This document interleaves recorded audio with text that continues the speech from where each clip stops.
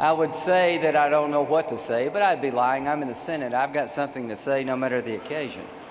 Number one, thank you very much for the award. I did not expect this.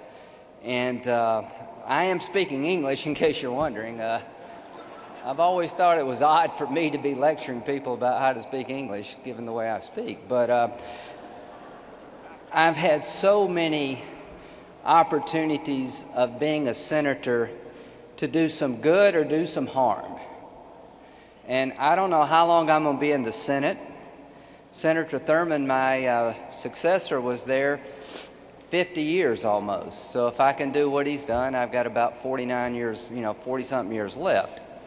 But the way I look at my job, and I guess the way this organization looks at the world, is that you got choices. And you can embrace the hard part of politics, or you can kick the can down the road and let someone else do that for you. And I made a choice a long time ago that if the people of South Carolina would give me a chance to represent them, I would try to bring out the best in who they are and solve as many problems that our nation needs to be solved now, so that when I leave, we can look back and say, you know what? That guy did some good. And immigration, ladies and gentlemen, is a hard problem, but the answers are not that hard.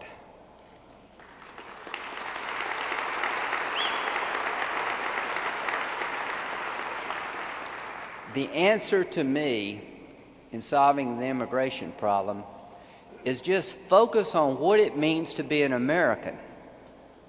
And that's the key to this problem. And an American is an idea. No group owns being an American. Nobody owns this.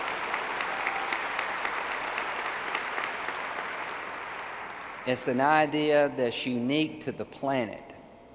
And one of the centerpieces of this idea is that you come here trying to knock it out of the park as a person.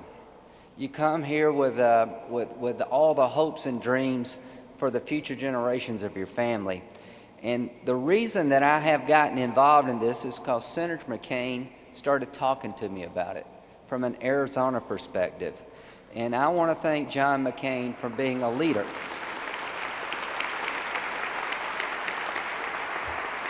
And I don't do this much, but I want to thank Ted Kennedy.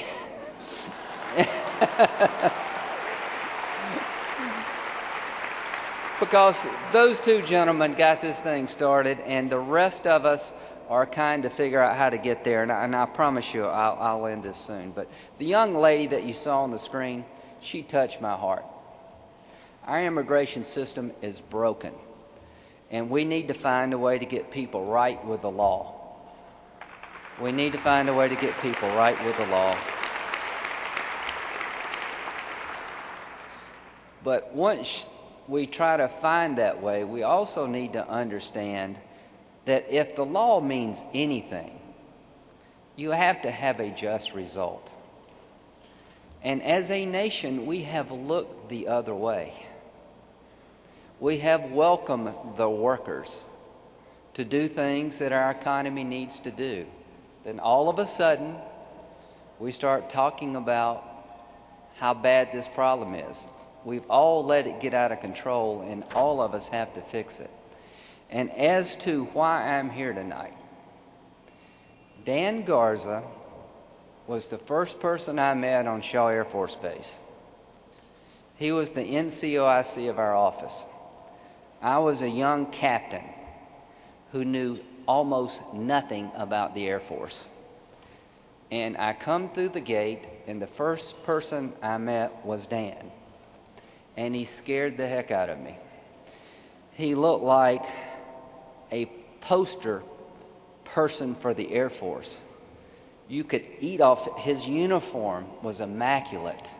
He had a military bearing about him that to this day just awed me. And Dan took me under his wing.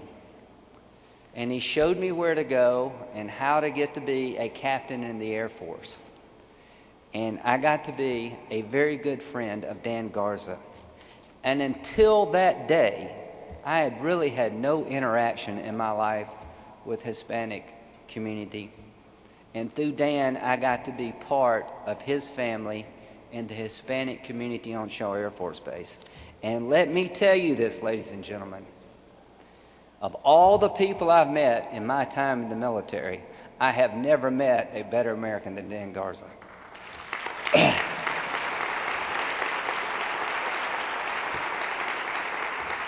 And on behalf of the Dan Garzas in the world, we are going to solve this problem. We're not going to run people down. We're not going to scapegoat people. We're going to tell the biggest to shut up, and we're going to get this right.